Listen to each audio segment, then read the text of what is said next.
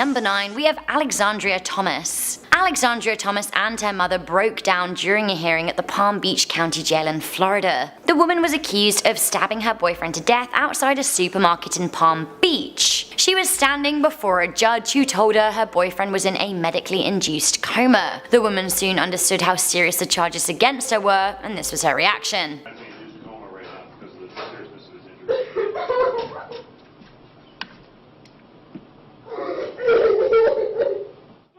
Alexandria Thomas crying hysterically. As you can see, it was all very intense. Here we have her mother outside of the courtroom, and she's still very emotional. I know she's very worried about the victim who was her boyfriend, who she loved very much.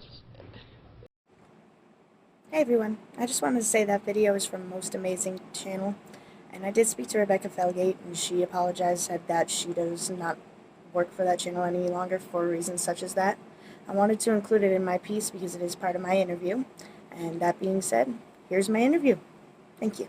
Yo, what's up everybody? It's your boy Smoke the Neutron. We back in here for another episode. On this episode, man, I got a special one. It's actually one of my friends from my childhoods. It's kind of crazy. She has a crazy story. You know, I was in prison when I got the letter like, man, Alex just stabbed someone, she's in prison. I'm like, what? Like, look, oh my God, like, days ago, lay down, girl.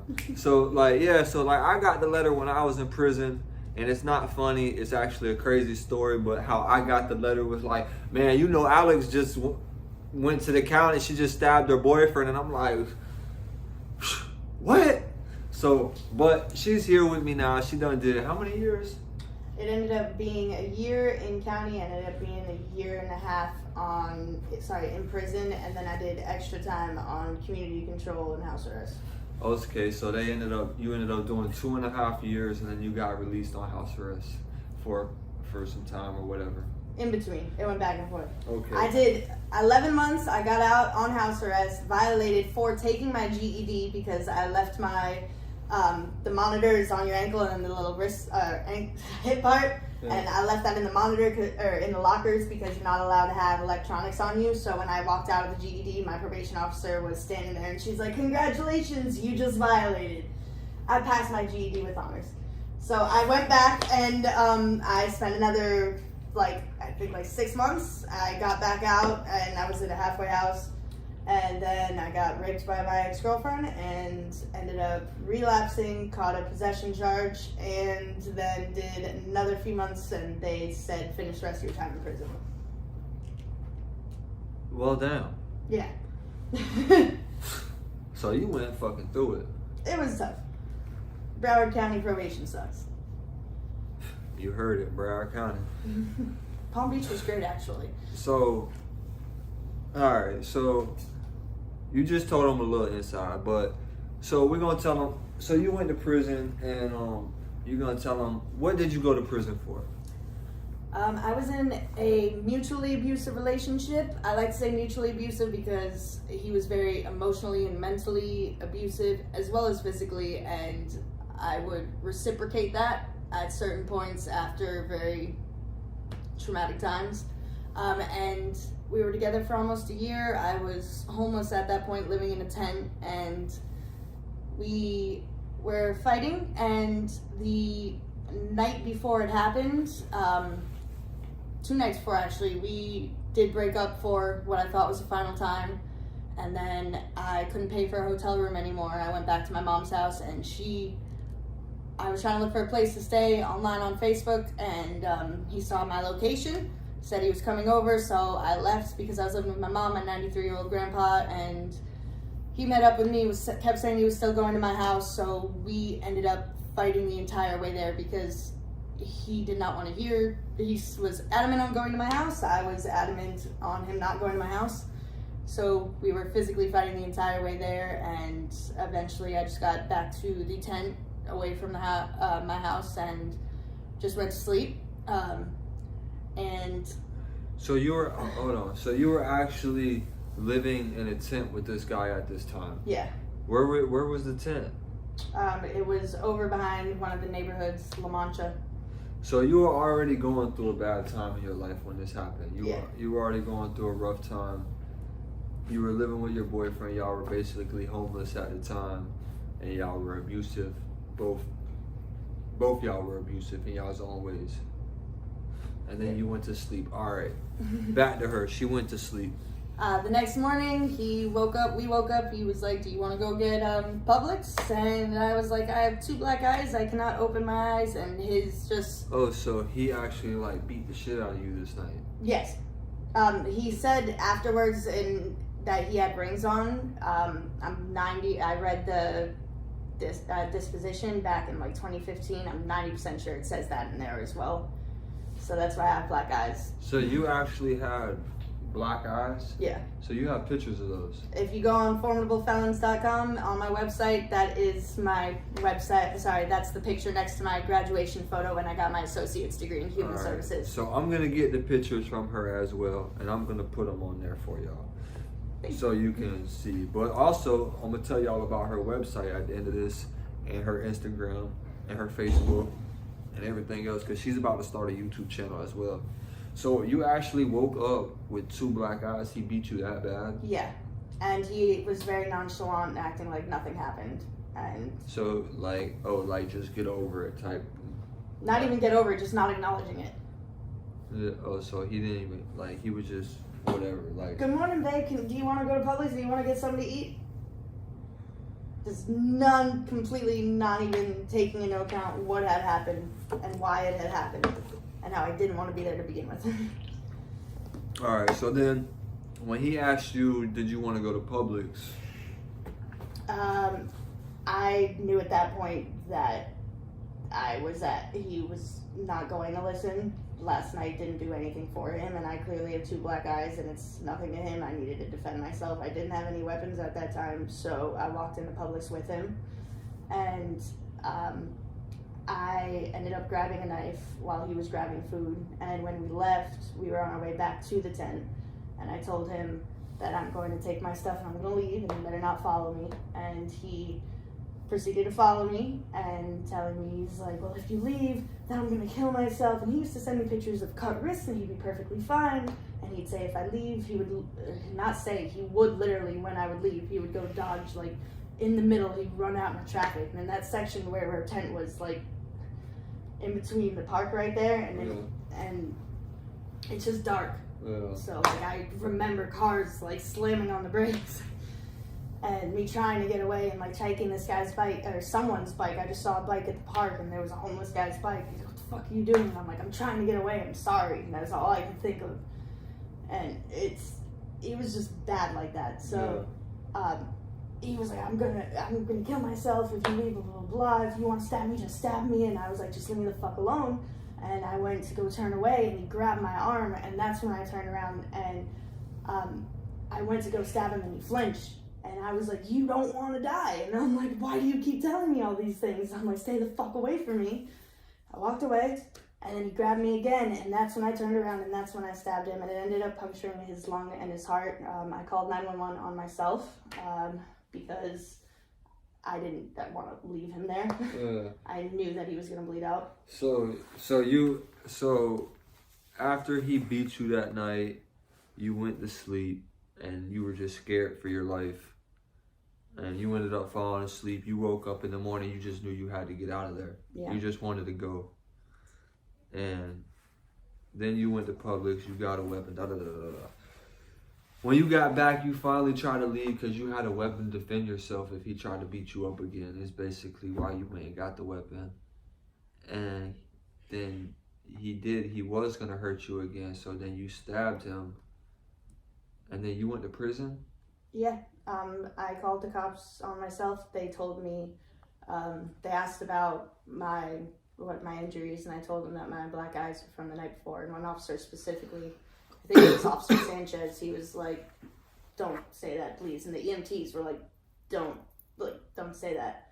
But he didn't have any charges, and fucking I already had my issues, and I felt bad that I just stabbed him still, regardless of me defending myself and everything that I'd been through. I still felt bad, and I still didn't want it to partially be on him because he just got stabbed. Yeah. So, like, damn. So he was bleeding out.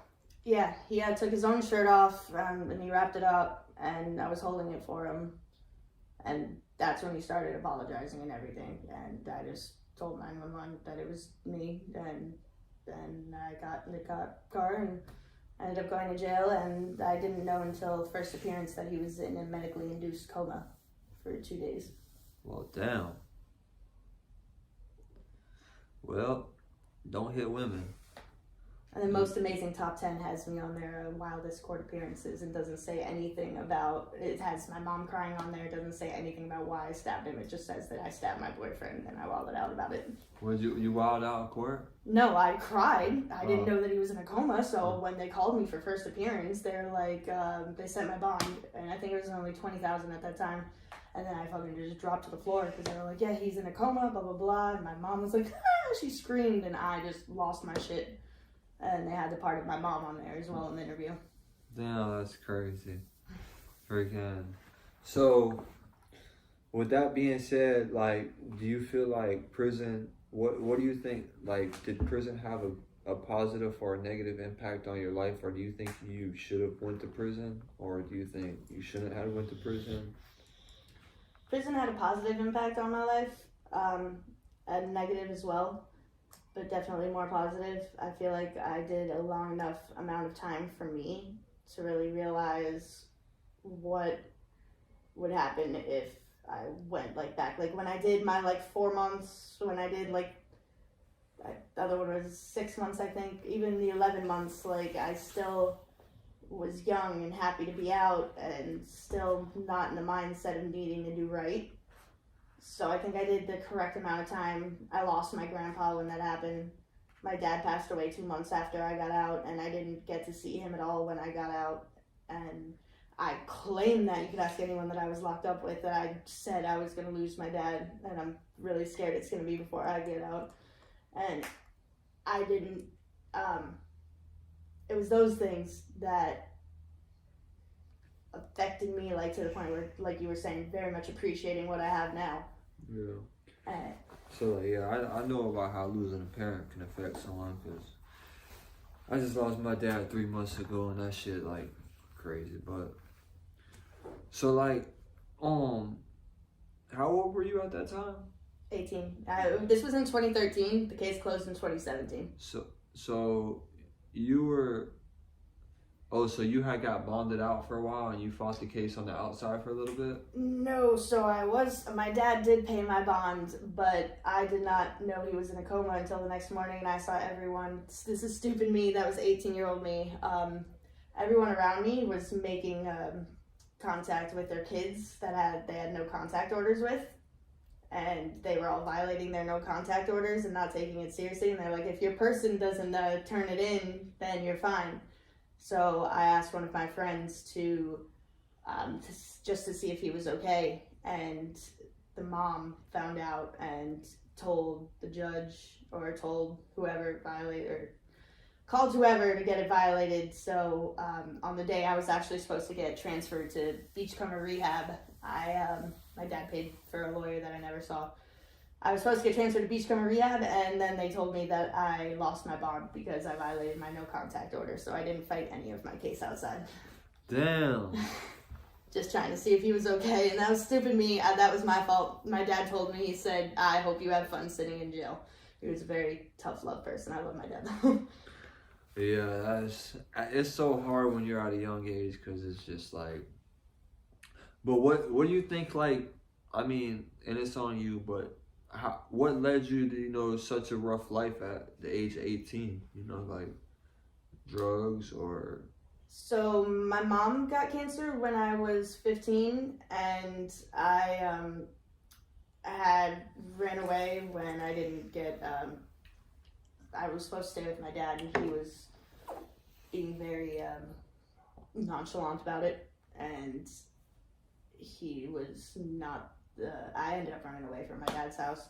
You just had a tough, rough childhood growing up? No, it was just when my mom had cancer. And then, because my childhood was, I was born and raised in Parkland, my childhood was fine. Yeah, so you just were going through some old things in your head. Yeah, and then he told me that his parents kicked him out of the house, and that They Oh, were and you beating had him. and you had the boyfriend and you loved him, so you wanted to be with him. Yeah, and my And mom your was like, he can't come over. he can't live there, so then you kind of started doing your own thing with him. And then his parents never ended up beating him, never kicked him out of the house, none of that. He just wanted to live a junkie life and hang out. Yeah. Okay. So, alright. So that's a crazy story, man. 18 years old, you get with a guy because you love him and, he wants to just be, party life and homeless or whatever. And you're young, you know what I mean, whatever. You do your own thing and abuse takes a piece of your mind and you feel like you're trapped in a corner and you ain't got nothing to do, and then you do something that a dog does when they're backed in a corner, and then you feel horrible about it. Because it's not like, even, people that kill people, that's what people fail to realize. Like, people get angry and they make stupid decisions just out of a super impulse. But 90% of the time, right after it happened, they're like, what the fuck? Like, what did I just do, bro? Like, I don't know. It's hard to explain. But I have a perfect example. I'll be quick. Go ahead. You made me think of it immediately. This is going to be tough for I've told very much to any people this. In one of the worst times in that relationship, he, when we were homeless, we still needed to survive. I had food stamps. He wasn't doing anything. I was tricking at that time and trying to do whatever I could for us to. So you actually were survive. you were even at a time in your life where you were tricking to make ends meet for you and your boyfriend. Yes, with nothing to do with him. He did not have like, any part in that whatsoever. He knew about it, but. So just so y'all know, we're gonna have more stories, and she's gonna have her YouTube channel up because obviously she's lived a rough life and she's turned it into a positive life. She's turned two negatives into a positive, and she's gonna tell you about her positive soon. You've heard a lot of negative, but she is doing amazing. Has her own place, vehicles, fiance, cats, dogs, mouses, chickens. But yeah, you know what I'm saying. But yeah, she's doing amazing. So at the time you were tricking. Yeah, and I needed a hotel room, and he was there, and I was like, listen, I'm like, if we need a place to stay tonight that has a roof over our heads, and this was like hurricane times, and I'm like, if we need a roof over our heads, then I need to do this. And so I posted on Backpage, and the person that ended up hitting me up was like, can you provide the girlfriend experience? And this is the one time I tried to kill myself, when we had a room at one of the hotels, and he was like in the kitchen, and I didn't know until afterwards that I was taking this 20-year-old's virginity, and this situation where he thought he was just like security for me, this skinny ass kid that is violent but couldn't really do anything. And he ended up finding out he was my boyfriend, and it was just a negative situation for him and for me, and I feel still so guilty about that to this day. Yeah, that's crazy. That's one of those back in the corner situations, and immediately afterwards I did not like what was happening. Yeah, we all go through times in our life where we do stuff that we don't want to do. Some are worse than others. Some have mistakes, some are not, but we learn from our mistakes and we build on, and you know what I'm saying? It takes a special type of person to live that type of life and be able to talk about it, because there's girls that trick every day for Gucci bags and Fendi shoes and Louis belts, but they don't talk about it. Their pride's too high. They act like this boss bitch. But you just sold 10 dicks for that Gucci bag. Who you playing with? But look, like I said, so it takes a special type of person to take a negative situation like that and turn it into a positive. And you got anything else you want to tell them, or we'll do more interviews in the future? But do you have anything else you want to tell them, or you want to tell them how to get a hold of you if they want to get a hold of you and ask you any questions? Absolutely. My name's Alex Thomas, and I'll delete that part. Go to formidablefelons.com and definitely check me out. This is the website. You can't really see it. Formidablefelons.com. It's going to be a journey of people like myself and Smoke over here, and we're going to be... And we don't even have to delete the part that she said her name because she already told you earlier. Oh, yeah, that's if true. you want to go look her up. Thank you. Yeah. What's your name again? Because you kind of like backtracked on it. But if y'all want to go look her up and see her mugshot, as I'm going to show it on here too, or look up her case and do her research. Alexandria Thomas. And right. Formidable Felons Formidable Felon on Instagram, and we also have a Facebook page, Formidable Felons. I just started, and I'm going to be making a YouTube channel soon that this is going to be on. So please stay tuned for my journey as well, and others that are like me and incarcerated, formerly incarcerated. Sorry. Let's go. And on your YouTube channel, you're doing more than interviews. She's going to be doing, you know, Exposure. The whole prison journey, exposure. She wants, her whole main goal is not, and let me expose her. She's not trying to expose no YouTube channels like most of y'all beefing on YouTube. She wants to expose the justice system. She was in a female prison with male officers raping females, with male officers doing sexual gestures, male officers saying stuff that they shouldn't have said. All types of shit around the whole board, all the way around the board. She's going to break her silence. And then claiming it wasn't rape because the finger didn't digitally penetrate the inmate's ass. Oh, you heard it live here. Check out the investigation on formidablefelons.com. You heard it live. It's coming live. It's going to get real. Y'all officers, y'all been fucking with us for too long. And we tired of the bullshit, man. I'm tired. Smoke the neutron. Tuning in. Let's go. Yay.